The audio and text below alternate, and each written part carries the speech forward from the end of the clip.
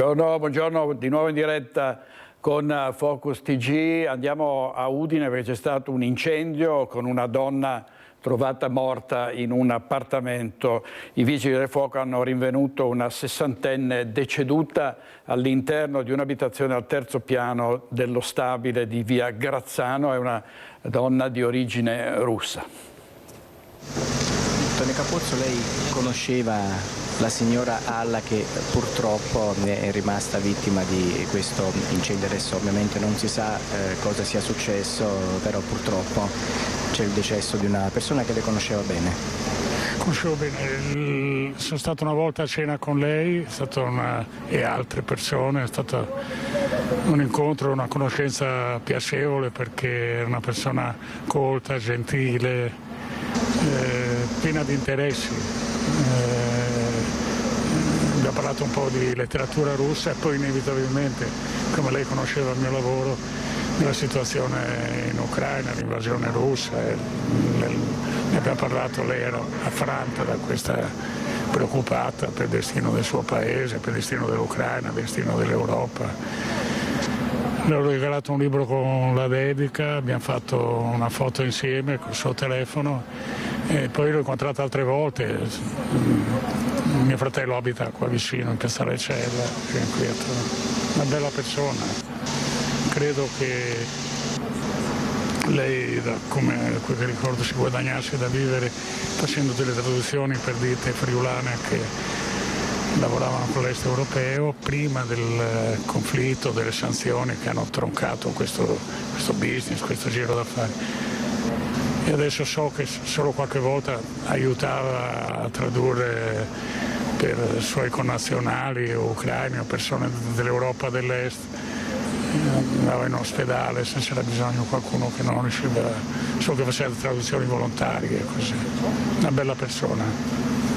Alla era una persona colta, la prima cosa da dire colta, una persona generosa, una persona affettuosa, una persona chiacchierona, una persona che si dava molto anche per la comunità. Spesso ci raccontava che accompagnava persone straniere che non conoscevano la lingua, fossero loro russe, ucraine o di altre nazionalità, però principalmente queste per la sua lingua madre. Li accompagnava in strutture, in ospedali o in uffici per aiutarle a tradurre.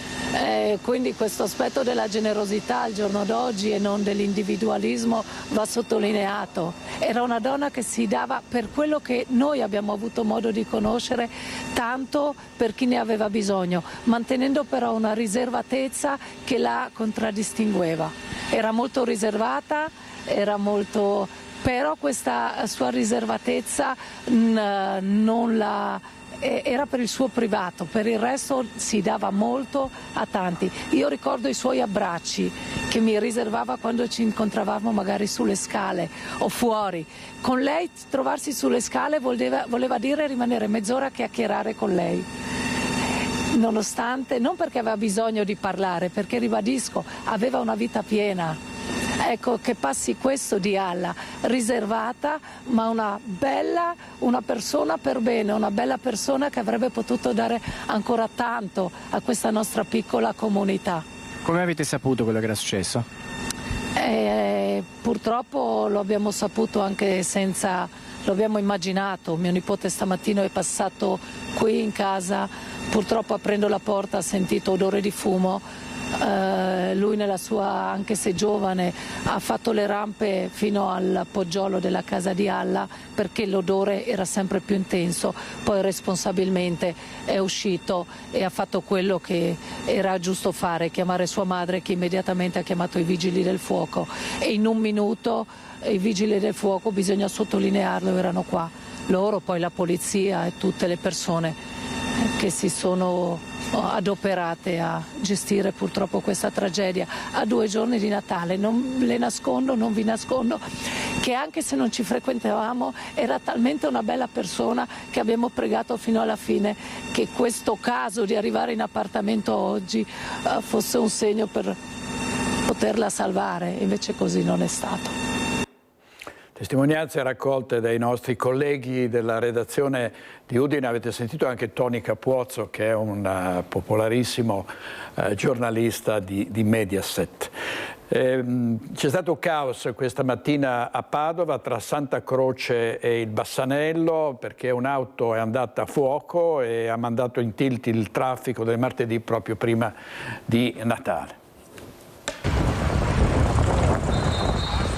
Vigili del fuoco a spegnere l'incendio, carabinieri e polizia locale a regolare il traffico. Un'auto in fiamme in via Buzzaccarini ha mandato in tilt questa mattina la viabilità a Padova tra i quartieri del Bassanello e Santa Croce.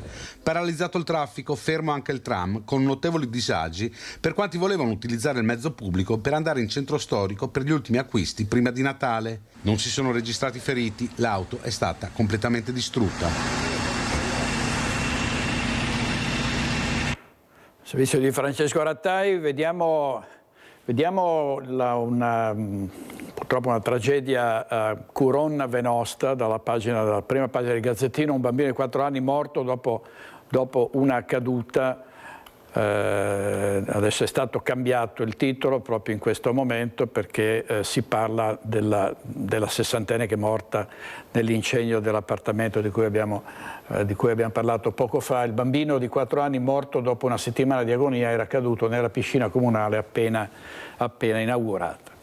Andiamo adesso a Padova, torniamo a Padova per una rissa in stazione, è accaduto il venerdì sera. Il questore di Padova, Marco Dorisio, ha firmato 8 DASPO nei confronti di 4 stranieri che si sono affrontati a colpi di spranga. 4 DASPO Willy e 4 avvisi orali li ha firmati il questore di Padova Marco Dorisio nei confronti dei 4 marocchini che venerdì sera si sono affrontati in piazzale Stazione a Padova a colpi di spranga. I 4 23, 24, 38 e 41 anni erano stati rintracciati e in seguito denunciati dai carabinieri dopo che la centrale operativa era arrivata alla richiesta di aiuto di un cittadino. Il 24enne era stato trovato riverso e sanguinante a terra. Nello scalo ferroviario i militari dell'Arma avevano rintracciato il 38enne e un 23enne residente a Loreggia con le spranghe nascoste sotto i giubbini. Anche il 41enne era stato rintracciato con le mani sanguinanti e coperte da tagli. Per i 4 stranieri il questore ha disposto il divieto di stazionamento in piazzale Stazione, nell'area del Cavalcavia Borgomagno e nei locali e nei bar della zona per 3 anni. Ha anche avviato l'iter per la revoca del permesso di soggiorno e per l'espulsione per il 38enne del tutto irregolare in Italia. Diversi precedenti dei 4 magrebini. Il 23enne è accusato di una cruenta rapina ai danni di un coetaneo fatto spogliare e derubato a Castelfranco Veneto sotto la minaccia di un coltello. Il 24enne si era reso responsabile dell'aggressione a scopo di rapina a una studentessa nella stazione di San Bonifacio Veronese. Per il 38enne diverse le condanne per furto e rapina, compresa quella commessa a Padova a febbraio nei confronti di un cittadino a cui erano state rubate le valigie in auto. Servizio di Chiara Gaiani, vediamo un altro fatto di cronaca a Verona, vediamo anche delle immagini. La polizia ha eseguito il fermo di un indiziato di un delitto, se me lo mandate dal PC, nei confronti di 4 cittadini albanesi di età compresa tra i 25 e i 28 anni, in quanto ritenuti responsabili di furti in abitazione commessi in territorio veronese. L'attività di indagine è stata avviata dalla Polizia della sezione dei reati contro il patrimonio della Mobile Scaligero a seguito di un sensibile aumento dei furti in abitazione anche nel veronese, quindi tra i mesi di novembre e dicembre. Attraverso il continuo studio della dinamica delittuosa si è arrivati appunto a capire che è stata poi questa banda specializzata nei furti in abitazione a colpire. Il gruppo criminale operava in tutti i quartieri cittadini in orario pomeridiano e serale, adottando sempre la stessa tecnica. Dopo aver individuato l'abitazione da depredare, 2 componenti rimanevano nell'autovettura allo scopo di sorvegliare l'area circostante, mentre altri 2 scendevano muniti di strumenti atti a compiere l'effrazione, tra cui anche un flessibile contenuto in un borsone. Erano ladri acrobati che si arrampicavano anche attraverso le strutture delle abitazioni ed entravano dalle porte e finestre, mettendo a soqquadro gli appartamenti dove si sono impossessati in più occasioni di preziosi e di contanti. Andiamo avanti con la cronaca. Ancora a Padova un arresto cardiaco in piazza Cavour. Vediamo il servizio della nostra redazione padovana. Salvataggio a lieto fine ieri pomeriggio in piazza Cavour a Padova, nel centro storico affollato per gli ultimi acquisti natalizi. Una donna di 58 anni si è sentita male. La signora ha avuto un infarto ed è stata immediatamente soccorsa dai passanti che hanno lanciato l'allarme. In attesa dell'ambulanza partita dall'ospedale di Padova, un altro passante è riuscito a recuperare un defibrillatore presente in un negozio di abbigliamento della vicina piazzetta Pedrocchi. Un lavoro di squadra con altre persone che hanno messo in campo le prime manovre salvavita, consentendo ai soccorsi di completare l'intervento e salvando la vita della 58enne, che è stata poi trasferita in ospedale, dove è tuttora ricoverata in rianimazione. Le sue condizioni sono stabili e non è in pericolo di vita. La tifoseria del Treviso è una tifoseria sana, a colpa di qualche singolo che dovrà pagare le conseguenze delle sue azioni. Così il primo cittadino di Treviso, Mario Conte, dopo le tensioni al termine del derby Treviso-Mestre. Quanto è successo lo ritengo gravissimo, inaccettabile e che deve, spero insomma, che i responsabili paghino le conseguenze, perché infangano l'immagine di una città, di una squadra di calcio e anche di una tifoseria. Il sindaco Conte ha portato la sua solidarietà a Mom e all'autista cinquantenne aggredito dai tifosi del Mestre con una telefonata al presidente Colladonna. Non trovo alcuna giustificazione a quanto accaduto, aggiunge il primo cittadino, lo ritengo scandaloso, i responsabili devono pagare. Questa forma di violenza legata al mondo dello sport non ci appartiene. Io sono contro ogni forma di violenza, la stiamo combattendo da un punto di vista della violenza giovanile, così come le tifoserie del calcio devono imparare a comportarsi in modo corretto. Il sindaco Conte poi pone l'accento sul nuovo corso della tifoseria del Treviso, una tifoseria sana, dice Conte. C'è solo il comportamento sbagliato di qualche singolo che dovrà pagare le conseguenze. Ho incontrato i responsabili della curva, che sono ragazzi giovani che hanno voluto dare una svolta importante anche nei comportamenti. Qui la responsabilità è di qualche singolo che evidentemente non ha capito anche questo nuovo corso della tifoseria del Treviso Calcio. Anche per la società Treviso FBC si tratta di un atto isolato, riconducibile a pochi individui che hanno agito a titolo esclusivamente personale e in maniera del tutto estranea al mondo del Treviso FBC e alla sua comunità sportiva. Si legge in un comunicato in cui si esprime la totale e ferma dissociazione da quanto accaduto, il rammarico e il dispiacere per l'episodio. Su quanto successo domenica interviene anche la neoassessora regionale allo sport Paola Roma. Una partita di calcio dovrebbe essere una festa e non il pretesto per scontri. Nessuna rivalità tra tifoserie può giustificare un simile atteggiamento. Assistere ad una partita di Serie D nel nostro territorio è l'occasione per una domenica di svago che riunisce famiglie e generazioni differenti. Non è pensabile che trovino spazio persone così facinorose. Esprimo l'augurio che i fatti e tutte le responsabilità siano chiarite e perseguite come meritano. Servizio di Francesca Bozza, la rapina all'ex primario Pierpaolo Urbani davanti alla sua abitazione a Conegliano. Arrestato il secondo aggressore, si tratta di un 28enne di origine rumena. Lo avevano aspettato davanti casa, poi lo avevano aggredito, picchiato e derubato del Rolex e di un bracciale d'oro che aveva al polso. La rapina era avvenuta in via Tiepolo a Conegliano il 27 ottobre scorso. La vittima, Pierpaolo Urbani, ex primario del reparto di psichiatria di Vittorio Veneto, che aveva raccontato quei terribili momenti. Mi sono sentito attanagliare il collo, proprio stretto così, proprio non riuscivo a respirare. E sarà stato un po' di secondi, insomma, in cui facevo fatica a respirare e quindi mi sono accucciato una volta dietro, una volta giù, facendo perno con il piede destro. Sono andato sopra l'aggressore. C'è stata la colluttazione per terra. Dopo l'arresto il 3 novembre di un 26enne marocchino, ora è scattata l'ordinanza di custodia cautelare in carcere emessa dal Tribunale di Treviso anche nei confronti di un 28enne rumeno residente in provincia di Verona, gravato da precedenti di polizia. Sarebbero loro gli aggressori del medico spinto a terra e derubato. I due malviventi si erano poi dileguati facendo perdere le tracce. Immediate le indagini dei carabinieri che hanno portato in meno di 2 mesi a identificare i due malviventi. L'indagine condotta dai militari dell'Arma di Conegliano e sviluppata a partire dall'analisi dei filmati di videosorveglianza acquisiti nella zona ha consentito di riconoscere nel 26enne marocchino il soggetto che aveva afferrato la vittima da dietro trattenendolo a terra e nel 28enne rumeno l'uomo che aveva materialmente sottratto i preziosi. Al termine delle formalità di rito l'arrestato è stato associato alla casa circondariale di Verona a disposizione dell'autorità giudiziaria.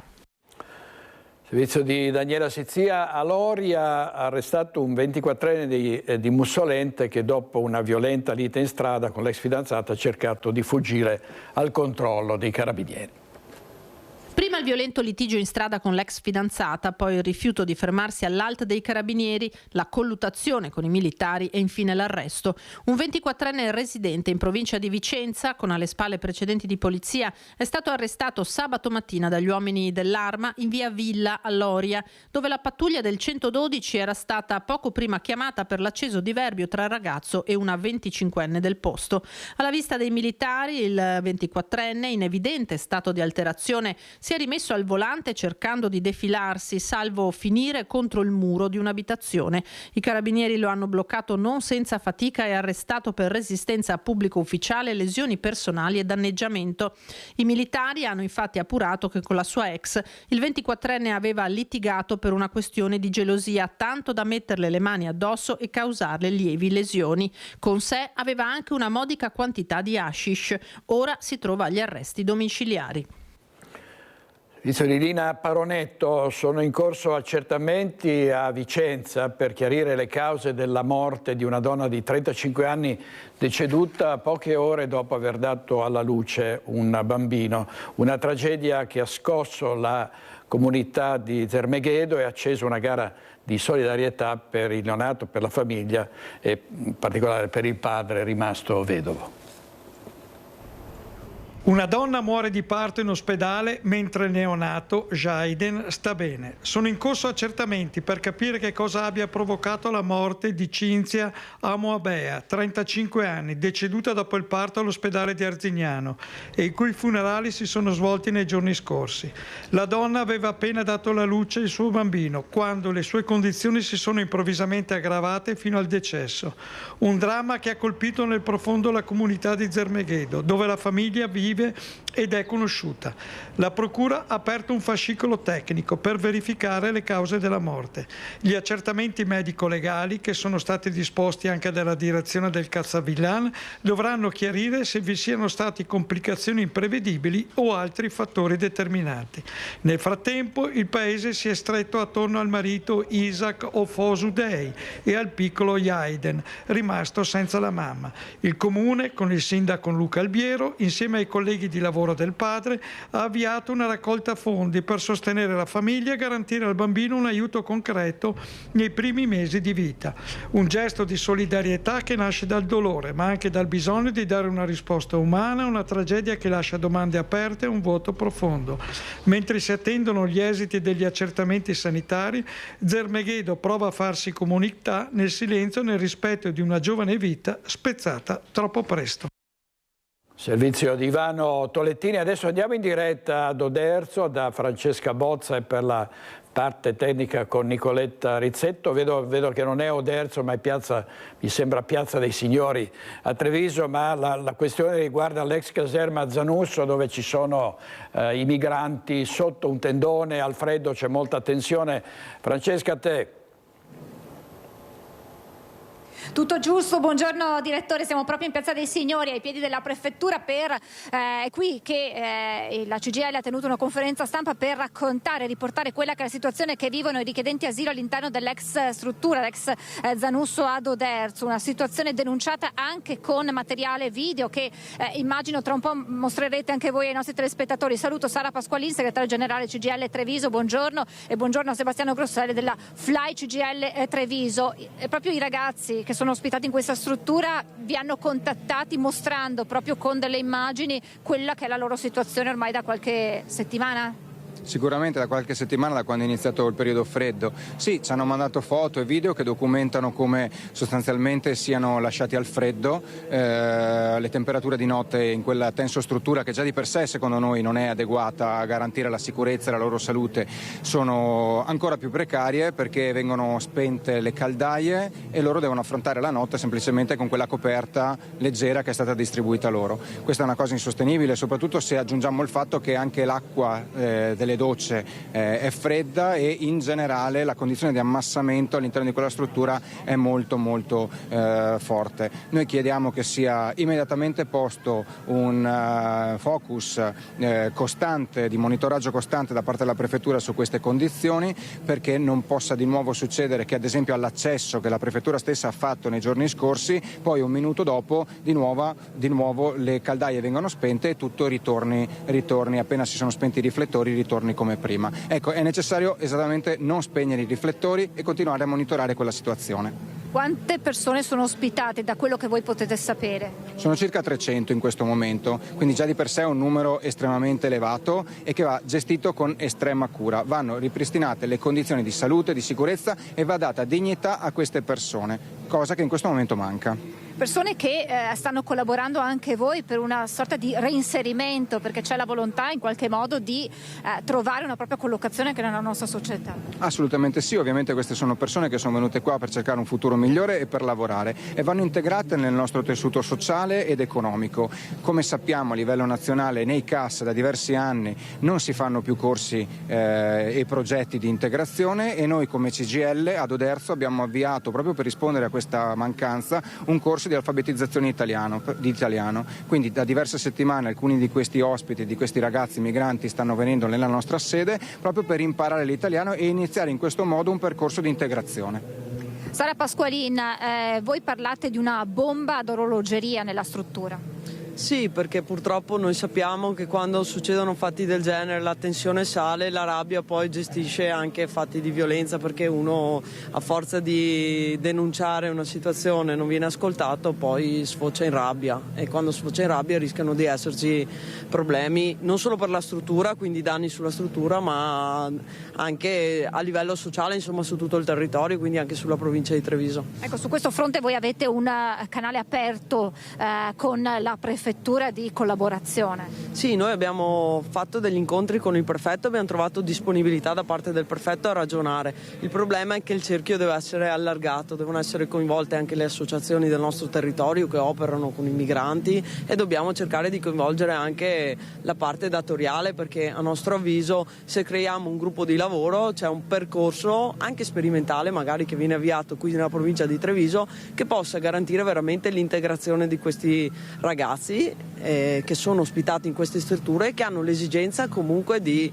veramente collocarsi con un contratto di lavoro regolare, di avere la loro dignità, di costruirsi un futuro nel nostro territorio. E noi qui nella provincia di Treviso abbiamo bisogno che ci siano ragazzi validi che rimangono nel nostro territorio e si integrano con la comunità trevigiana.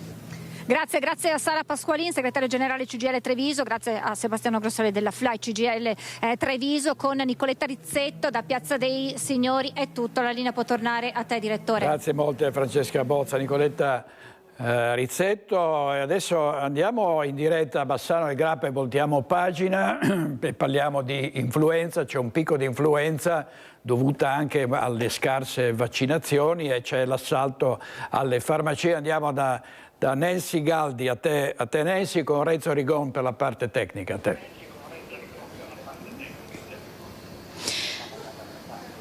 Sì, buongiorno, siamo qui alla farmacia Alle Grazie, qui a Bassano del Grappa. Un periodo particolare, si registra un picco influenzale importante, febbre, tosse, dolori articolari e tante persone a casa proprio a ridosso delle feste. Allora noi ci rivolgiamo al dottore Enrico Todesco che è qui con noi. Farmacie prese d'assalto.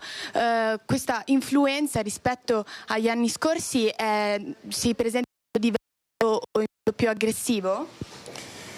Allora, quest'anno abbiamo la variante K. È una variante più aggressiva, però non è più pericolosa.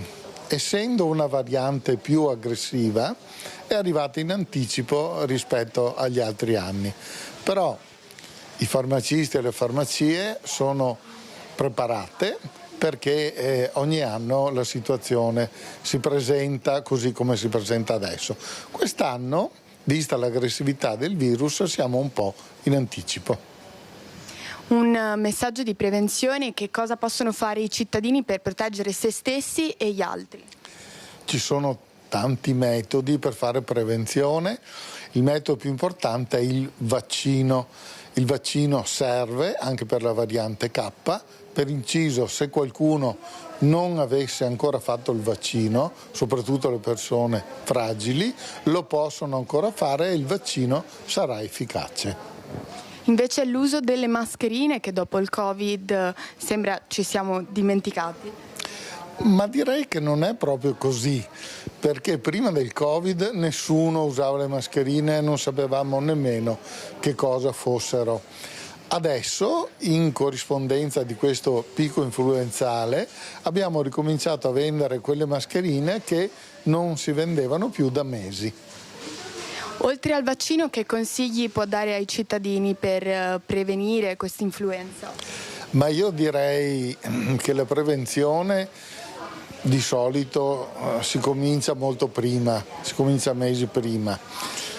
Per chi però avesse preso il virus, direi che è inutile andare a intasare il pronto soccorso.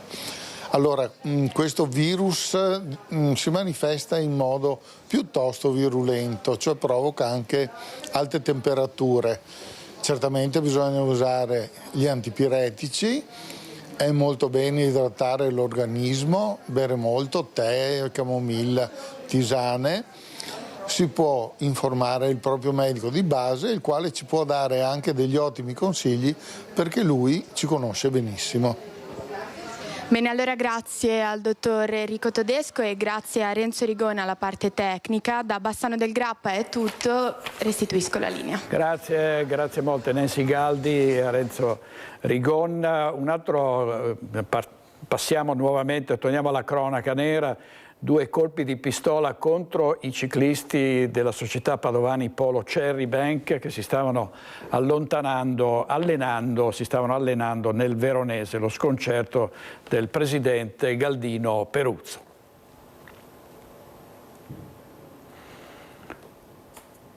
Servizio spari ciclisti Padova, se no andiamo avanti con altro. Allora andiamo, ce l'hai benissimo, vediamo. Arrivare al punto di tirare fuori una pistola, anche se era a salve, è sempre una cosa che secondo me che non si deve fare, non esiste. C'è sconcerto nelle parole di Galdino Peruzzo, presidente della SC Padovani Polo Cherry Bank, per quanto accaduto a 7 ciclisti padovani tra i 19 e i 25 anni impegnati in allenamento a Dolcè, nel Veronese. Gli atleti, come si vede nel video diffuso da Extra Ciclismo, sono stati affiancati da un'auto dalla quale sono partiti 2 colpi di pistola, probabilmente a salve. Fortunatamente nessuno è rimasto ferito, ma lo shock è stato enorme.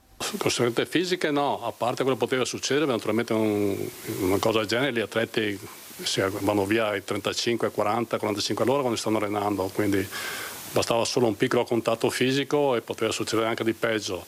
Il problema è stato poi al ritorno, che c'è stato un po' di shock, ma è normale insomma che questo succeda. Adesso si sono già riprese, abbiamo già detto ricominciate ad allenarvi, che abbiamo bisogno che siate pronti per la stagione. La società ha avviato la raccolta di testimonianze e immagini per la denuncia ai carabinieri scaligeri. Io faccio 20.000 km all'anno in bicicletta, quindi di strada ne faccio. E diventa sempre più difficile perché il traffico sicuramente è molto aumentato, non c'è pazienza, ma sto notando un certo nervosismo verso i ciclisti che insomma occupiamo la strada però non facciamo inquinamento, non facciamo niente praticamente.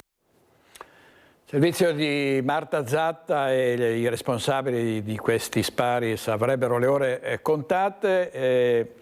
Intanto torniamo a Udine da Francesco Pezzella in diretta per la morte in un incendio di una donna. A te Francesco. Sì, buongiorno direttore, una donna di 68 anni di nazionalità russa, Alla Cheranovskaya, questo è il nome della donna che ha trovato purtroppo la morte nel suo appartamento al piano superiore di questo edificio alle mie spalle, composto da 3 piani, il piano terra più 2 piani rialzati. Nell'ultimo appartamento abitava Anna Cheranovskaya, una donna molto conosciuta ad Udine nell'ambito delle traduzioni e del lavoro di interpretariato dal russo all'italiano e viceversa, molto conosciuta anche nel sociale perché si occupava proprio delle comunità ucraine o russe per le loro necessità anche dal punto di vista della salute, l'accompagnava in ospedale, l'accompagnava a far visite, l'accompagnava in tutto ciò che serviva per essere di supporto con la lingua. Allora cosa è successo? Alle 8:40 di questa mattina un ragazzo di 17 anni che abita saltuariamente nell'appartamento al secondo piano, quindi al primo piano di questo edificio, è passato da queste parti, voleva andare a dare un'occhiata in casa, ha avvertito l'odore acre del fumo, ha poi visto la presenza di fumo denso, fumo nero lungo le scale, ha provato a raggiungere l'appartamento al piano più alto, dopodiché si è accorto che non poteva fare altro che andare via e lanciare l'allarme facendo arrivare i soccorsi, perché altrimenti avrebbe rischiato anche lui di finire per intossicarsi dall'inalazione dei fumi dell'incendio. Fumi dell'incendio che hanno intossicato la signora, che è stata trovata dai vigili del fuoco arrivati subito dopo la chiamata qui in via Grazzano, il palazzo fa angolo con via della Cisterna. Sono arrivati qui, l'hanno trovata priva di conoscenza nel locale Soggiorno Cucina, riversa a terra, e l'hanno portata all'esterno nel tentativo di rianimarla, di salvarle la vita, ma quando è arrivato il personale medico non ha potuto fare altro che decretarne il decesso. Per quanto riguarda invece la causa del decesso, si pensa che il rogo si sia sviluppato da una ciabatta del tipo sciuco surriscaldata. Su questa ciabatta erano allacciate due cose, una stufa elettrica, l'albero di Natale, e non ha retto al carico di queste due cose, non avrebbe retto al carico e quindi avrebbe preso fuoco facendo incendiare il parquet ed il tappeto. Il fumo si è sprigionato rapidamente, ha saturato gli ambienti e la donna purtroppo ha respirato il fumo tossico ed è morta. Dopo circa 3 ore è stata poi portata via e si tratta dunque, ripetiamo ancora il nome, Alla Cheranovskaya, 68 anni, di nazionalità russa, resideva qui ad Udine da parecchi anni. Grazie Francesco Pezzella in diretta da Udine. Linea a voi. Grazie molte Francesco, grazie. Bisogna fare molta attenzione a queste ciabatte, soprattutto se sono collegate a troppe luci, all'albero di Natale. Vediamo ancora per la cronaca nera gli sviluppi sull'aggressione al 13enne avvenuta il 28 settembre nel parco ragazzi del 99, siamo a Bassano del Grappa, sono indagati 4 minorenni. A fine settembre avevano rapinato e aggredito un 13enne nel parco ragazzi del 99 a Bassano del Grappa. Sono stati identificati 4 dei 5 aggressori, anche loro minorenni, tra i 13 e i 16 anni. I giovani avevano prima chiesto soldi alla vittima per comprare i biglietti delle giostre che vengono installate nell'area parcheggio Prato 1 per le feste d'autunno. Al suo rifiuto l'hanno condotto al parco e picchiato con calci e pugni. Ringrazio e mi complimento con il papà di questo ragazzino, che è stato determinato a denunciare puntualmente ai carabinieri il fatto accaduto, che è un fatto di per sé grave, quindi mi sento di ringraziarlo perché è stato fermo nella sua linea di dare elementi sufficienti insieme alla vittima, al figlio vittima di questa aggressione, che ha portato i carabinieri puntualmente, con pazienza, a individuare i soggetti sia attraverso identificazioni all'anagrafe comunale che alle scuole dove si presumeva che potessero frequentare questi ragazzini. Dinamiche che si ripetono sempre più spesso. Il gruppo aveva anche postato sui social 2 video dell'aggressione, quasi a gloriarsi di quanto fatto. Siamo sul pezzo. L'altra settimana la polizia di Stato ha fermato i ragazzini che avevano fatto furto con danneggiamento alla lavanderia a gettoni. Questa settimana raccogliamo questo risultato molto importante dei 4 ragazzi che hanno aggredito in parco ragazzi del 99 e ci sono, le forze dell'ordine ci sono. Ma in qualche modo bisogna intervenire anche a casa. Alle famiglie di questi ragazzi, attenzione, perché si rovinano alla vita con una stupidità infinita. Quindi chiedo ai genitori di essere fermi e di arrivare a dialogare con noi per evitare che i loro figli si rovinino per delle stupidaggini come questa. E ha commentato la vicenda anche l'educatore Gianni Zen, ex preside del liceo Brocchi di Bassano e amministratore comunale per anni. Un fenomeno, quello della microcriminalità giovanile, che preoccupa sempre di più. Io ci leggo tante solitudini, ragazzi che si mettono insieme per piccole bende, quindi stanno cercando tra di loro di costruirsi delle identità di gruppo perché fanno fatica a costruirsi identità personali. Per questo insisto sul ruolo della famiglia. La scuola da sola non basta, i genitori devono riappropriarsi del ruolo educativo, per cui il miglior regalo è il proprio tempo. Perdete del tempo nel senso che arricchite le vostre relazioni, in particolare imparate ad ascoltare i vostri figli e che i figli imparino ad ascoltarvi, cioè a riattivare il dialogo educativo. È una cosa che davvero deve preoccupare tutti perché i fenomeni si stanno ripetendo, i ragazzi hanno bisogno in qualche modo di costruire se stessi attraverso, pensiamo all'uso dei social, attraverso questi episodi che in realtà sono problematici. Se posso dare un consiglio ai genitori, siamo al periodo natalizio e stanno pensando ai regali ai propri figli, in particolare a questi figli. Regalate un po' del vostro tempo. Regalate un po' del vostro tempo, è vero. Vediamo un'operazione antidroga dei carabinieri di Piombino Dese. È stato arrestato un 28enne del luogo. Molto spesso in queste vicende anche di giovanissimi ci sono di mezzo gli stupefacenti. I carabinieri hanno arrestato un 28enne di Piombino Dese nell'Alta Padovana perché ritenuto responsabile di possesso di droga ai fini di spaccio. I militari da mesi tenevano sotto controllo l'uomo, focalizzando l'attenzione sugli spostamenti e ricostruendo la sua rete di contatti. Da qui la perquisizione domiciliare, dove sono stati trovati quasi 90 grammi di droga tra hashish, marijuana, cocaina e chetamina, oltre a un bilancino di precisione e a una macchina per il sottovuoto utilizzata per conservare lo stupefacente. Il 28enne è stato arrestato e processato. Per lui è stata disposta la misura cautelare dell'obbligo di firma alla caserma dei carabinieri di Piombino Dese.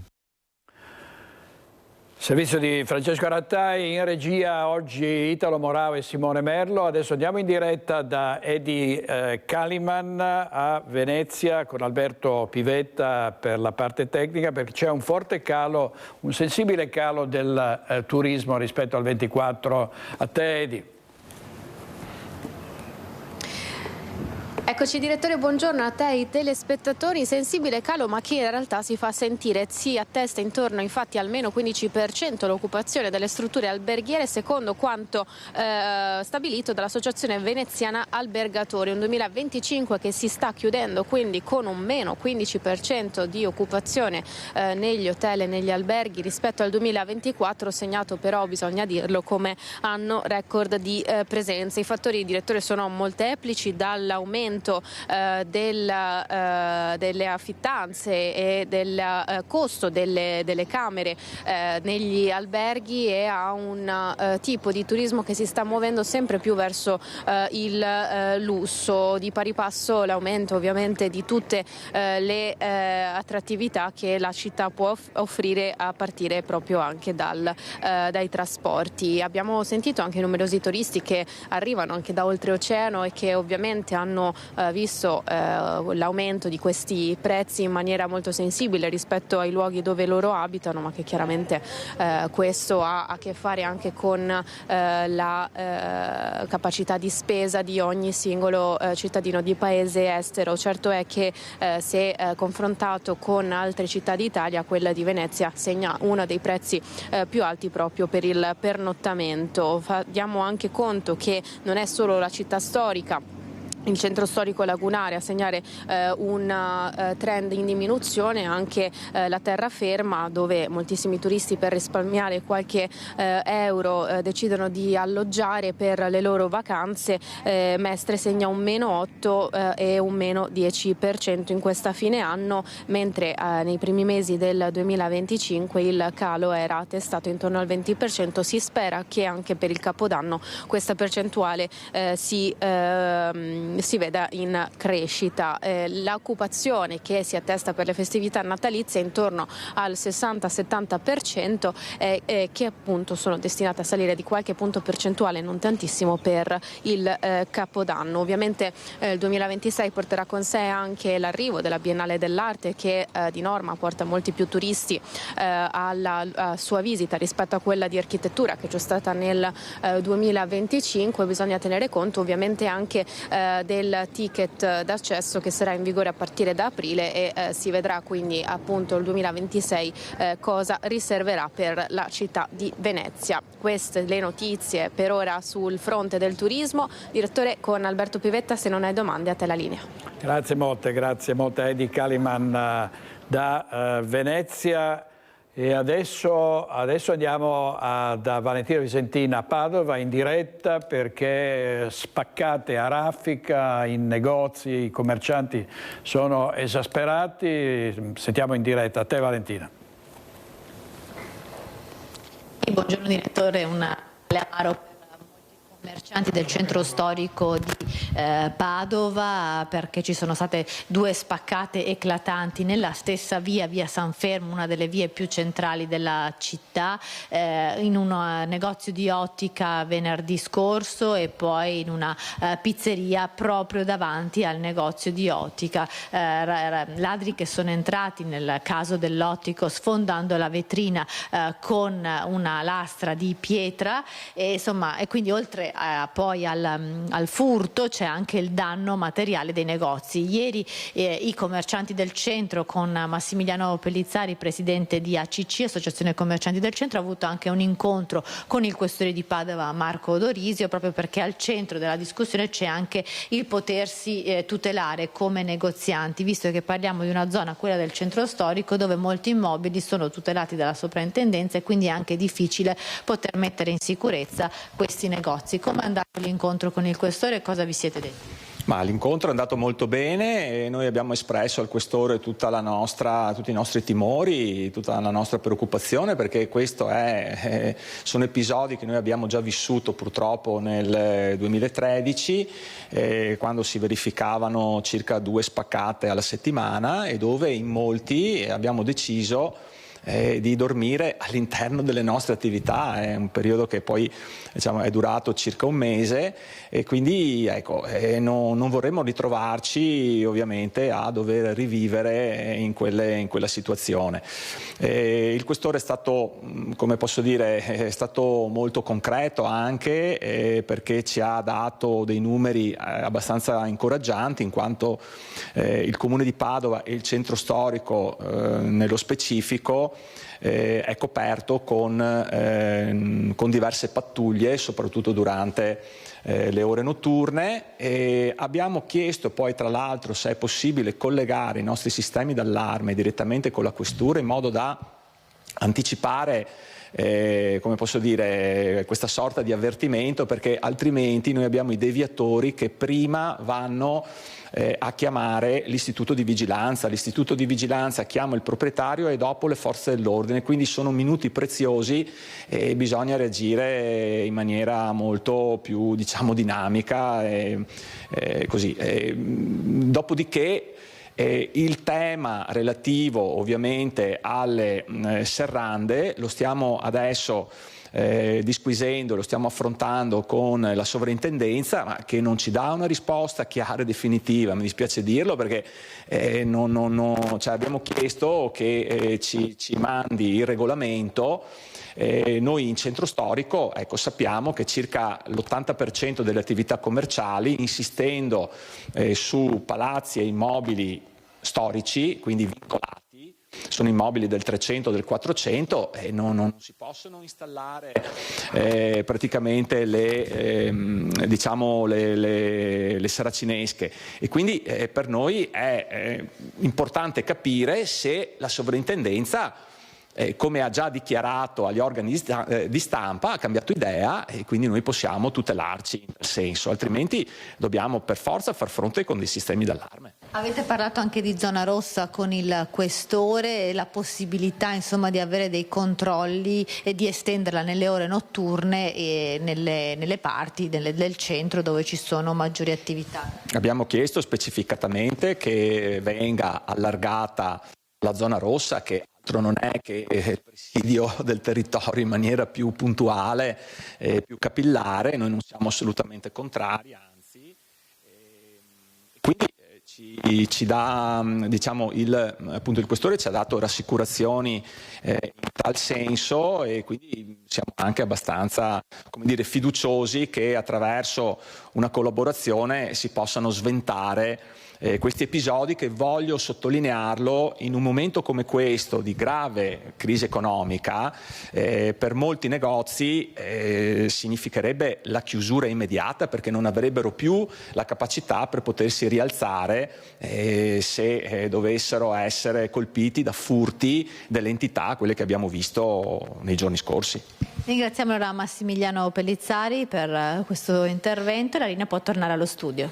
Grazie molte a Valentina Visentin e all'operatore Federico Cibotto. Adesso andiamo in diretta a Treviso da Lucio Zanato, che vedo in compagnia del sindaco di Treviso e presidente dell'Anci Veneto, Mario Conte, per il bilancio di fine anno. A te, Lucio.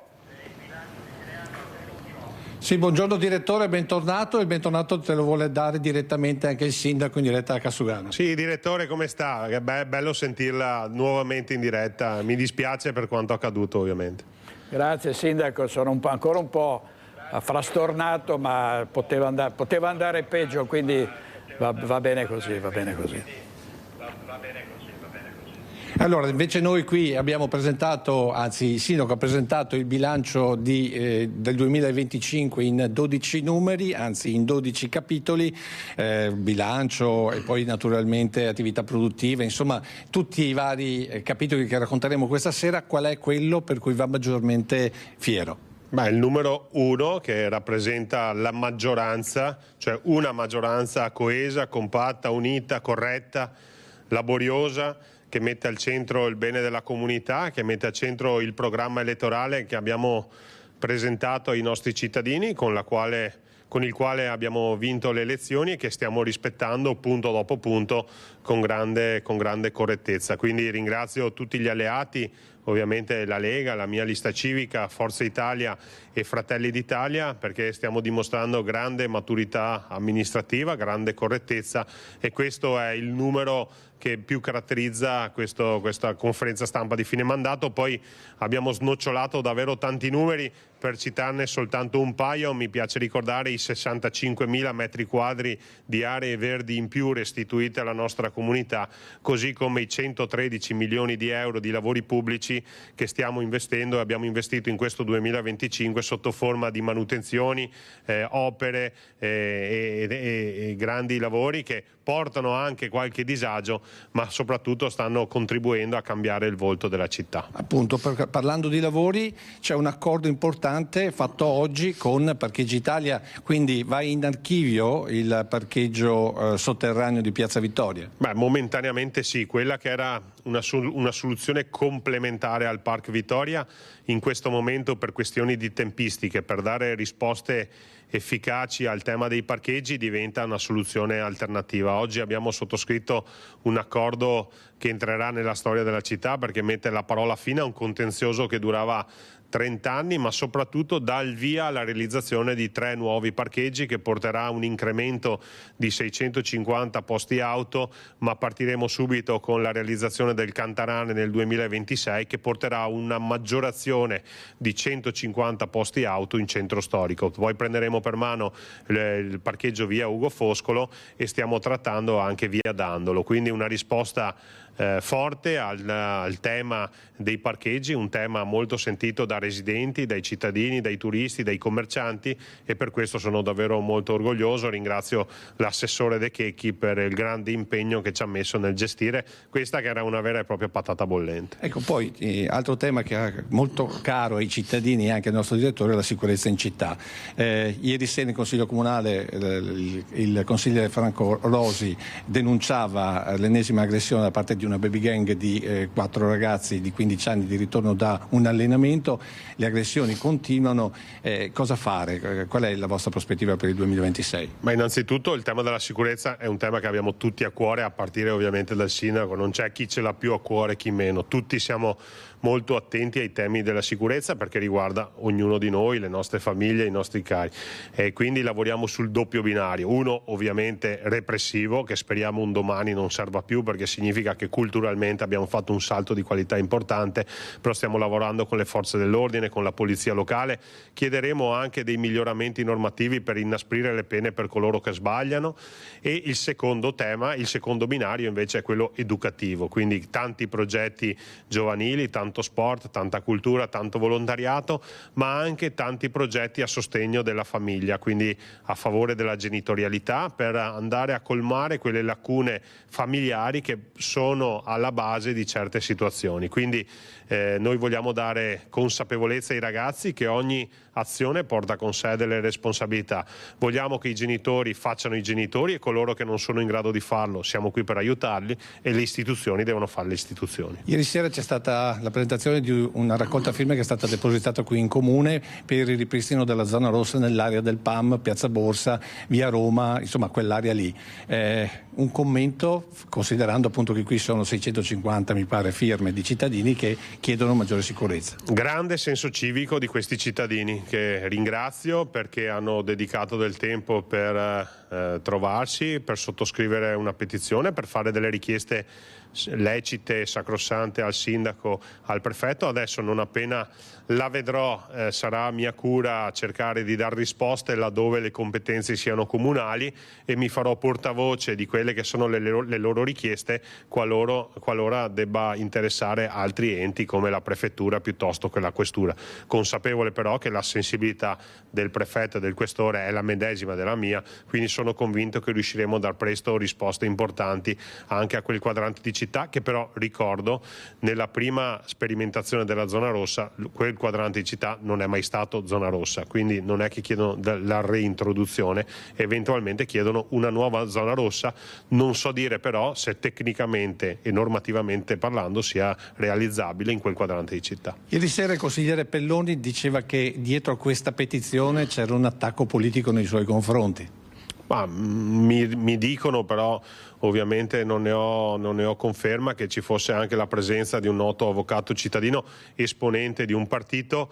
Può essere, conoscendo insomma il modo di operare, però francamente mi interessano più i cittadini, e soprattutto mi piace sottolineare come il gruppo consigliare di Fratelli d'Italia sia un gruppo che fa della correttezza, della trasparenza, del confronto un modus operandi costante all'interno della maggioranza. Ecco, credo che questo sia il dato più importante, tant'è che ho introdotto questo collegamento evidenziando come questa maggioranza sia una maggioranza solida, responsabile, costruttiva, e che ad oggi non ha mai perso un voto nemmeno per astensione.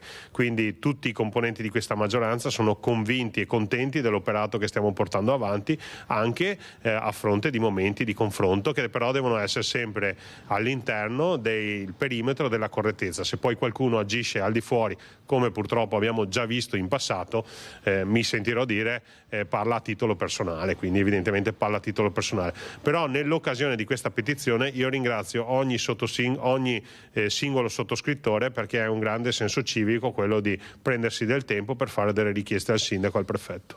Grazie, a te la linea, direttore. Grazie molte, grazie al sindaco di Treviso e presidente dell'Anci Veneto Mario Conte e a Lucio Zanato. Vediamo i titoli del Corriere del Veneto. La politica, Alberto Stefani chiama le rettrici delle università del Veneto. Studiamo insieme un piano per trattenere i talenti in questa regione. L'altro annuncio di Stefani è del partito coi risparmi di Lega e Lista Zaia, 500.000 devoluto alla sanità. E poi l'opposizione unita in aula, ma Riccardo Chomsky di Resistere si chiama fuori, corsa contro il tempo per approvare la manovra. Vediamo anche la cronaca sindacale, l'avvertenza della Idro di Belluno. Facciamo il punto della situazione con Tiziana Bolognani. Un incontro in prefettura richiesto dalle organizzazioni sindacali perché sulle due vertenze che stanno scombussolando l'intero territorio provinciale e in particolar modo Feltre e la zona di Quero Vas, ci riferiamo alle vertenze Idro e Edin Bosch. Certamente bisogna fare chiarezza, bisogna fare in fretta perché si rischia davvero una catastrofe sociale. L'incontro in prefettura con l'obiettivo di sollecitare l'intervento del prefetto affinché venga convocato perlomeno entro il mese di gennaio il tavolo al Ministero. In ordine alfabetico vi presento Stefano Bona, segretario generale della FIOM CGL di Belluno, e Mauro Zugliam, FIM CISL di Belluno Treviso. Partiamo da Bona. Qual è stato il senso di questo incontro e che cosa vi ha detto il prefetto? Intanto noi abbiamo ringraziato il prefetto perché ha risposto subito alla nostra richiesta di incontro. 2 giorni fa abbiamo inviato la mail e lui subito si è premunito di convocarci. Lui ha già segnalato la situazione e noi abbiamo rimarcato ancora di più la necessità che gli organi competenti e quindi i ministeri intervengano su queste crisi. Noi abbiamo due crisi importanti, più di 200 posti di lavoro a rischio nella provincia di Belluno, Edin Bosch, che tra l'altro geograficamente è posta in un territorio ancora più disagiato, e la questione Idro, che insomma è la questione industriale di Feltre, l'ex metallurgica, è la storia industriale. Intere generazioni di feltrini hanno lavorato, se tu vai a Feltre, chiunque ha avuto un amico, un parente, un conoscente che ha lavorato alla Idro, e quindi chiediamo che l'intervento sia ai massimi livelli. L'interlocuzione per noi deve essere ministeriale, sia con Bosch che con Idro. Serve che i ministeri competenti convochino un tavolo per trovare soluzioni, e sono soluzioni urgenti, perché da un lato Edim sta morendo perché Bosch ha sostanzialmente deciso di abbandonarla, dall'altro l'unica notizia certa che noi abbiamo è che Idro vuole chiudere Feltre, quindi in primis noi dobbiamo discutere con Bosch per un rilancio industriale di quell'azienda e convincere Idro a non chiudere, perché per noi oggi la priorità non è la cessione come qualcuno continua a dire, ma è l'impossibilità di chiudere, perché un'azienda con dei bilanci così floridi come Idro non può permettersi di chiudere. Cura, coraggio e partecipazione è lo slogan che Idro usa con i propri collaboratori, l'hanno scritto nel badge quando entrano in azienda.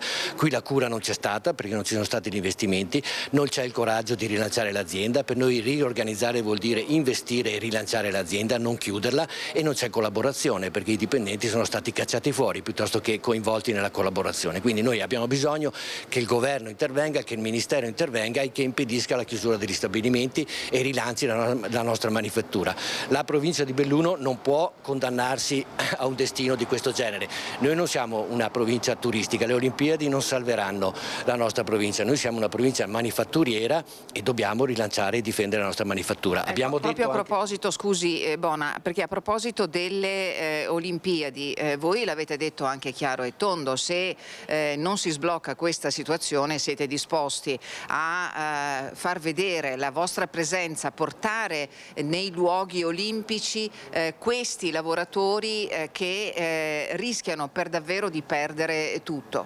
Sì, Olimpiadi non solo, anche il Giro d'Italia che passerà nei nostri paesi, quindi abbiamo detto c'è una differenza, ci stiamo preparando alle feste di Natale, ci stiamo preparando una festa grossa che sarà quella delle Olimpiadi, ci stiamo preparando un'altra festa, quello del ciclismo. Ahimè, questo però vuol dire una cosa, che dei dipendenti invece di festeggiare si stanno preoccupando per il loro futuro e non stanno passando queste giornate qua nel miglior modo possibile. Noi abbiamo detto al prefetto non vogliamo fare un problema di ordine pubblico ma di ordine morale, qui le istituzioni devono intervenire in maniera pesante e decisa. Ricordiamo che Belluno non è solo Olimpiadi, non è solo ciclismo, non è solo Natale, ma è anche industria e qua qualche multinazionale invece di accendere le luci ce le sta spegnendo. Ecco, chiarissimo il punto di vista di FIM CISL Belluno Treviso e di FIOM CGL Belluno. Da Belluno per il momento è tutto, gli aggiornamenti a fine giornata naturalmente nel nostro telegiornale. Grazie a Tiziana Bolognani e a Stefano Bozzi, il nostro operatore. Prima della pubblicità vediamo a Treviso il vescovo, Monsignor Michele Tomasi, che canta e suona agli auguri di Natale Io Vagabondo. Sentiamo.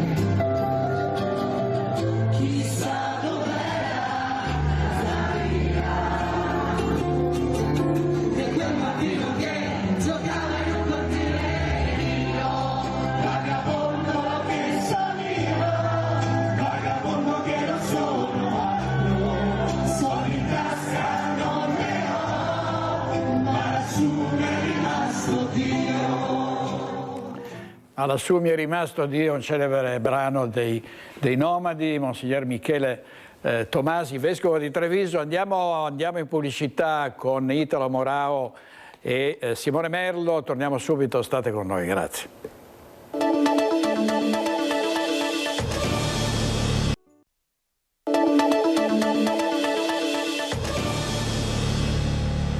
Riprendiamo con l'ennesimo incidente stradale dal Corriere delle Alpi, schianto notturno sull'Alemagna, una delle auto travolge e uccide un pedone. Si sono scontrate queste due auto all'altezza di Zuel di Sotto nel territorio di Cortina d'Ampezzo. Ha perso la vita un uomo che stava camminando sul marciapiede. Prima ci siamo collegati con Padova per dare voce ai commercianti che sono andati ad incontrare il questore di Padova, Marco Dorisio, in seguito alle molte spaccate nei negozi e nei ristoranti. Vediamo i particolari di una di queste ultime spaccate in pizzeria. Un brutto regalo di Natale. Un brutto regalo di Natale, sì. Hanno preso contanti, insomma quelli che hanno trovato, hanno messo a soqquadro tutto il ristorante per poter cercare e trovare quello che più potevano e hanno portato via effetti personali, qualcosa anche di valore, ma più di tutto insomma hanno rovistato, messo tutto a soqquadro. Ad agire un ladro che con un piede di porco ha forzato la vetrata laterale della pizzeria Napoli Centrale di via San Fermo e ha fatto razzia. Ripreso dalle telecamere di sorveglianza del locale, ora al vaglio dei carabinieri, il ladro prima di agire, forse con un complice, avrebbe anche fatto un sopralluogo. In pochi giorni è il secondo furto nella stessa via nel cuore di Padova. 2 notti prima l'ha spaccata proprio al negozio di occhiali di fronte alla pizzeria. Ci stiamo rendendo conto che è diventata una via non più così come veniva considerata anni fa una delle vie più in di Padova, ma sta diventando ad alto grado di delinquenza, poi non siamo più sicuri. Oltre al fondo cassa rubato sono stati portati via i tablet per le ordinazioni e poi ci sono i danni al locale e il morale a terra dei titolari che avevano scelto questa zona di Padova perché tra le più prestigiose. Sì, abbiamo scelto un'attività in questa zona, lo abbiamo fatto anche per una sorta di prestigio, avere un prestigio in più rispetto ad altre zone e ovviamente tutto ciò comporta affitti più alti, ma non è un problema, cose che noi abbiamo accettato, ci aspettavamo però un riscontro diverso insomma da parte di chi dovrebbe tutelarci un po' di più. I commercianti chiedono la possibilità di installare le serrande per tutelarsi, ma vista la zona serve via libera della soprintendenza. Ci sarebbe un'apertura su questo fronte, come conferma il vice sindaco Bressa. La soprintendenza abbia chiarito che non ci sono dei limiti a priori per quanto riguarda l'installazione di saracinesche, anche in edifici che siano vincolati perché edifici di carattere monumentale, quindi noi accogliamo positivamente questa affermazione da parte della soprintendenza. La solidarietà ai commercianti di via San Fermo anche da parte dell'associazione di categoria Ascom. È un'area dove abbiamo investito col quadrilatero della moda, per cui ci preoccupa anche perché i commercianti si sono dati tanto da fare per riuscire a valorizzare la zona e adesso si trovano in queste situazioni. A Vicenza, anche a Vicenza, degrado e criminalità in azione ed è stata potenziata la videosorveglianza in città. Arriveranno altre 5 nuove telecamere nei punti nevralgici di Viale della Pace. Per noi Luisa Bertini e Cristian Roque Allende, vedo anche il sindaco di Vicenza, Giacomo Possamai. A te Luisa. Quartiere San Pio X, sono arrivate 5 nuove telecamere per la videosorveglianza, sono in compagnia con il sindaco Giacomo Possamai e con il comandante della polizia locale Massimo Parolin. Dunque, a che cosa serviranno? Perché avranno una duplice funzione. Sicuramente hanno la primaria funzione della sicurezza urbana, infatti sono state collocate in condivisione con il Comitato Ordine e Sicurezza Pubblica, ma altrettanto una pregnante funzione di vigilanza stradale, perché questa è una delle principali strade di entrata ed uscita dalla città ed è molto importante per noi, per la polizia locale, avere il controllo di questa principale direttrice cittadina. Ecco, questo permetterà anche che potrete, diciamo, mandare una pattuglia da una parte o dall'altra del territorio proprio a seconda di quello che vi indicano anche le telecamere, quindi un ausilio anche per voi. Sicuramente tutte le nostre auto sono appunto controllate in modo GPS affinché di poter mandare in tempo reale la pattuglia più vicina al luogo di intervento, e questo che va in connubio con queste nuove telecamere sicuramente renderà molto più performante la nostra attività. Ecco, tutto sarà collegato anche con la centrale operativa. Certo, nel senso che è un impegno che ci eravamo presi, quello di potenziare la videosorveglianza in città e quindi la sicurezza. Questi interventi, queste nuove telecamere fanno il paio, si sposano con l'intervento che abbiamo fatto sulla centrale operativa, dove abbiamo rinnovato tutti gli schermi, l'avete raccontato anche voi con i vostri servizi, per cui sarà possibile seguire dalla centrale operativa della polizia locale tutto quello che avviene in città grazie a queste e alle altre telecamere. Ecco, è stato scelto questo di quartiere, ma poi arriveranno telecamere anche su altri quartieri. Qual è il principio? L'obiettivo che ci siamo dati come amministrazione è quella di portare le telecamere anche nei quartieri, perché storicamente ci sono quasi solo in centro storico e a Campomarzo per un tema di fibra. Per portare le telecamere bisogna portare appunto anche una fibra dedicata, cioè non quella che arriva nelle nostre case, e quindi ci sono investimenti molto importanti. Oggi la fibra è quasi solo in centro, quindi pian piano la vogliamo portare anche nei quartieri. San Pio X è uno dei primi in cui riusciamo a fare questo intervento, San Lazzaro sarà il secondo, speriamo e crediamo che nei prossimi anni sarà possibile estenderla anche ad altre zone della città. Ecco, io ringrazio i nostri ospiti per essere stati con noi. L'avete sentito, 5 nuove telecamere nel quartiere San Pio X, ma arriveranno ovviamente anche in altri quartieri. Grazie molte a Luisa Bertini e a Simone Squarcina. Vediamo una notizia dal giornale di Vicenza, articoli pirotecnici regolari, la Guardia di Finanza sequestra 900 kg di materiale. E anche il Friuli Venezia Giulia nelle grinfie della malavita, una rapina e un furto avvenute nelle ultime ore tra Tolmezzo e La Tisana con un bottino complessivo di 1.200 euro in contanti. Vediamo di cosa si tratta. E noi dobbiamo raccontare di un episodio che all'inizio, e poi capirete perché specifico all'inizio, aveva lasciato un po' basiti tutti i cittadini di Tolmezzo, tutta la comunità tolmezzina, perché insomma si apprende la notizia che esattamente a pochi passi da dove ci troviamo noi, in via Matteotti a Tolmezzo, una delle vie centrali insomma della cittadina, insomma una rapina, calci, pugni, spintoni, aggressione e furto di 400 euro dal portafoglio dell'aggredito. Un episodio avvenuto sabato sera intorno alle 19:30 che ha ovviamente sconvolto tutti coloro che l'hanno letto o che ne sono venuti a conoscenza, anche perché a Tolmezzo non si sente spesso di situazioni del genere, per fortuna. La caccia al delinquente ovviamente è scattata immediatamente, le voci si sono subito rincorse parlando di baby gang o del classico extracomunitario violento. Ipotesi questa che sembra essere stata immediatamente smentita.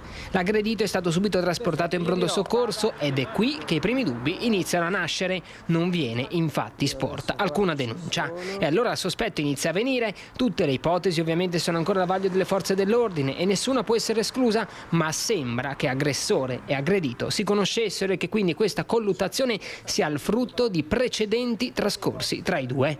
Non resta quindi ora che attendere la conclusione delle indagini. Le indagini sono ancora in corso, posso dire che sia io che il sindaco siamo in stretto contatto con il comando dei carabinieri che sta seguendo il caso. Posso solo anticipare che grazie alle informazioni ricevute dalla persona aggredita e dal sistema capillare di videosorveglianza che abbiamo nel nostro comune, le indagini stanno volgendo alla conclusione. Spiace quindi, possiamo soltanto dire che Tolmezzo non è una città, cioè è una città sicura, ovviamente chi non rispetta la legge ne pagherà le conseguenze. Speriamo soltanto che il tutto sia molto più leggero di quello che inizialmente è stato descritto, perché ci ha dipinto come una brutta città. Insomma, siamo ancora un'isola felice, ci sono stati degli episodi spiacevoli, ma abbiamo sempre trovato le persone che hanno commesso dei reati. Insomma. Caso analogo avvenuto anche a Tisana, quando nella mattinata di lunedì 22 dicembre un 61enne è stato derubato. Il signore aveva appena posteggiato la propria auto quando immediatamente è stato aggredito alle spalle da uno sconosciuto che è riuscito a strappargli il borsello con all'interno 800 euro in contanti. In questo caso il fatto è stato però denunciato con l'aggressore che evidentemente aveva seguito pedinando la sua vittima. Servizio di Alessandro Surza della nostra redazione di Udine. Pesantissime minacce sono state rivolte al nostro collega Federico De Ros, colpevole di avere fatto il proprio mestiere, di aver documentato il degrado e la violenza nel centro di Udine. Pesantissime minacce via social da parte dei cosiddetti Maranza.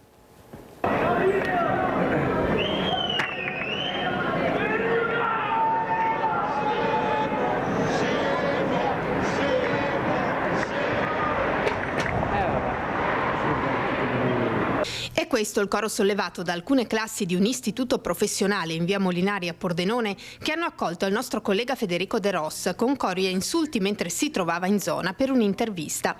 Un nuovo episodio che si inserisce in una serie di attacchi verbali, intimidazioni e minacce di morte che stanno colpendo il collega di TV12 negli ultimi giorni, un caso balzato agli onori della cronaca nazionale. Nel frattempo è vicina l'identificazione da parte della Polizia di Stato di Pordenone dei due soggetti responsabili dei video diffusi sui social.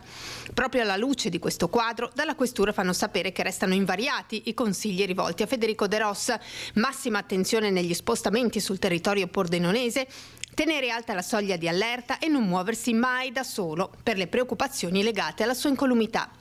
Il primo video, contenente minacce di morte, era stato diffuso su TikTok e Instagram venerdì sera ed era stato trasmesso dalla nostra emittente nella giornata di sabato. Un secondo video era invece comparso su TikTok sabato sera ed era stato mandato in onda domenica. Anche per quest'ultimo caso è stata fatta denuncia in questura. Numerosi messaggi di solidarietà arrivati dal mondo politico a livello locale, regionale e nazionale, che continua a seguire da vicino l'evolversi della vicenda.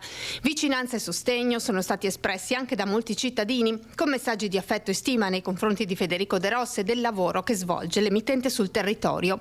Un lavoro che, nonostante gli episodi intimidatori, proseguirà con il sostegno della solidarietà di cittadini, istituzioni e forze dell'ordine che vigilano sulla sua sicurezza.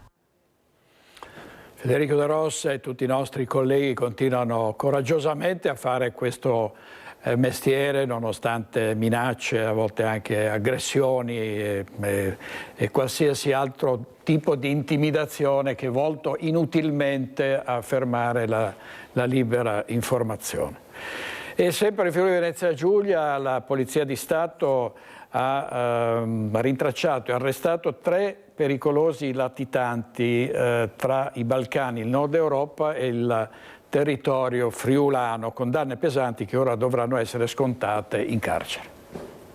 Non c'è stato scampo per un cittadino serbo di 60 anni bloccato al confine tra Croazia e Serbia. L'uomo deve scontare oltre 10 anni di carcere per una sfilza di reati commessi a Udine tra il 2005 e il 2015. Si va dai furti al favoreggiamento dell'immigrazione clandestina fino alla circonvenzione di incapace.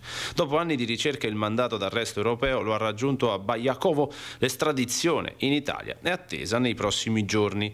Stessa sorte, ma con rintracciamento in Lussemburgo, per un tunisino di 45 anni, responsabile di rapine e furti tra Firenze e Udine, era fuggito dall'Italia nel 2020. Gli uomini della squadra mobile lo hanno scovato in un penitenziario lussemburghese dove era già detenuto per altri reati. Anche per lui una condanna a oltre 7 anni lo aspetta nelle carceri italiane. Ma l'attività della procura e della mobile di Udine non si ferma ai confini nazionali. In città è tornato in cella un italiano di 43 anni. L'uomo, che era in prova, ha violato ripetutamente le prescrizioni. Deve scontare 9 anni di reclusione per reati gravissimi, tra cui tentato omicidio e rapina aggravata. Il bilancio della settimana si chiude con altri 4 arresti domiciliari per spaccio e furti. Un segnale chiaro: la cooperazione internazionale e il controllo del territorio in stretta sinergia non vogliono lasciare zone d'ombra. A Venezia l'inchiesta Palude, udienza conclusiva del procedimento a carico dell'ex assessore Renato Boraso, che in totale ha patteggiato 4 anni e 8 mesi. In base all'accordo con i pubblici ministeri abbiamo patteggiato in continuazione e quindi la pena finale è di 4 anni e mesi e 8. Con il patteggiamento l'ex assessore del Comune di Venezia Renato Boraso esce dal processo Palude. In una prima fase aveva già patteggiato in via definitiva una pena a 3 anni e 10 mesi di reclusione, oltre 400.000 euro di multa per 12 episodi di corruzione, per i quali nel luglio 2024 era stata disposta un'ordinanza di custodia cautelare in carcere, poi tramutata negli arresti domiciliari. Un accordo del pubblico ministero è stata una decisione che il mio assistito ha ritenuto di prendere, quella di chiudere questa vicenda, quindi ne ho preso atto. Nell'udienza, oltre a Boraso, altri 9 i patteggiamenti accordati: Stella Consulting, Gislon Carlotta, Mafra SRL, Benetazzo Nevio, Benetazzo Massimo, Licori Gian Roberto, Dalio Jacopo, Ormenese Fabrizio. Liquidate anche le spese per le parti civili. Comune e città metropolitana 4.600 euro ciascuno, costituiti contro tutti gli imputati. ACTV e AVM, costituitesi solo contro l'ex assessore, 1.800 euro ciascuno. Servizio di Ilaria Marchiori, andiamo in pubblicità con i nostri registi Italo Morao e Simone Merlo, state con noi, grazie.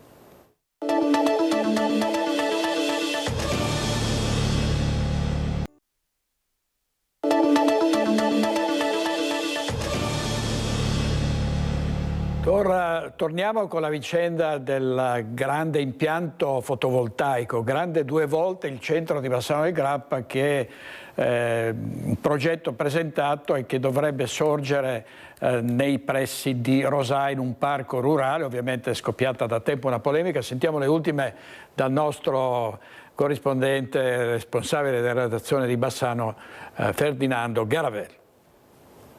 Ieri sera a Rosà c'è stata la presentazione del progetto di agrivoltaico che dovrebbe portare nella zona di Travettore decine di migliaia di metri quadrati di pannelli appunto fotovoltaici in un terreno agricolo. C'era la sala piena, c'era naturalmente l'amministrazione in prima fila, un'amministrazione, quella di Rosà, che ha già detto di no dal suo punto di vista sia politico che amministrativo a questo progetto. È un progetto che però può vantare l'importanza di un atto che serve al pubblico prima ancora che all'ambiente, e quindi ci sono tante perplessità. La battaglia non è chiusa, anzi probabilmente inizia adesso, è vero Sindaco?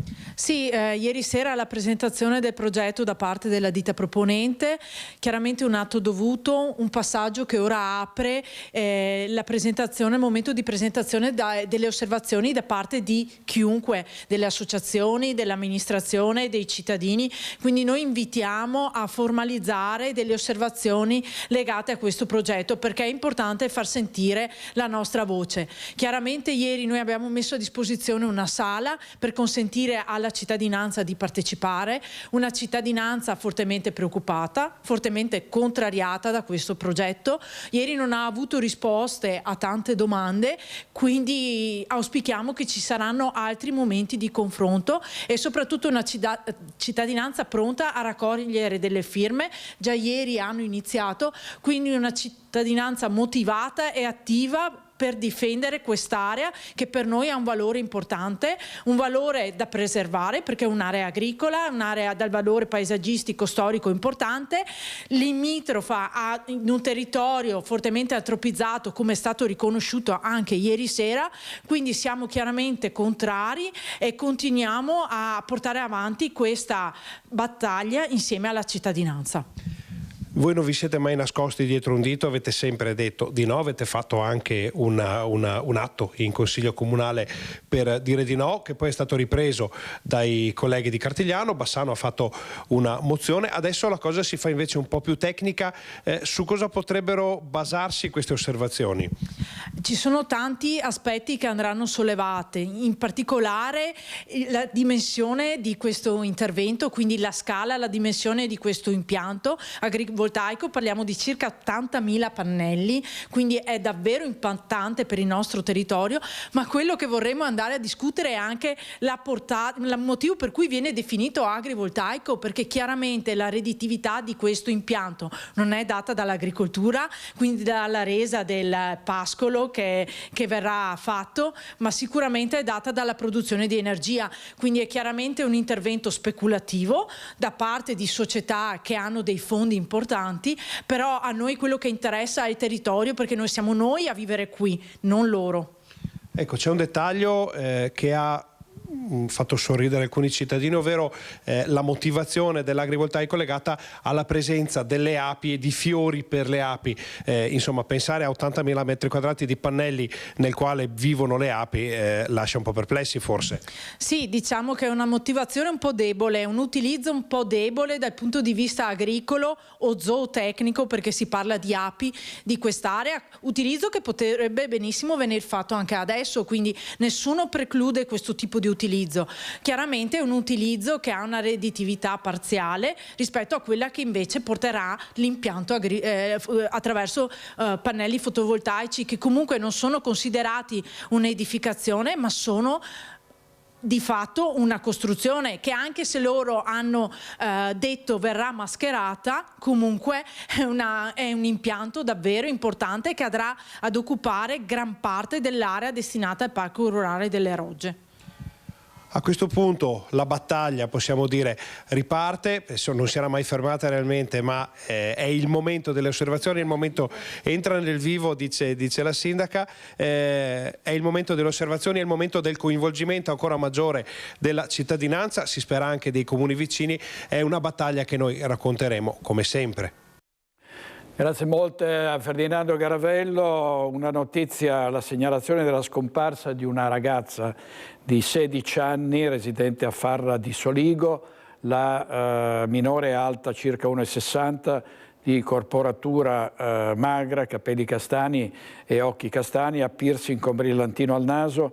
Si è allontanata da casa nel pomeriggio del 20 dicembre scorso facendo perdere le proprie tracce. Al momento dell'allontanamento indossava una giacca di colore marrone, jeans e scarpe da ginnastica bianche. Chiunque avvisti l'interessata o possa riferire informazioni utili ai fini delle ricerche attualmente in corso è pregato di contattare il 112. Ho il PC imballato, ma attraverso la regia vi faccio vedere il volto di questa sedicenne scomparsa con il mio cellulare. Poi ovviamente stasera ne parleremo più ampiamente. Grazie a tutti per averci seguito fin qui, grazie a Italo Morao, Simone e Merlo. Stasera Focus alle 21:15, vi aspettiamo, arrivederci.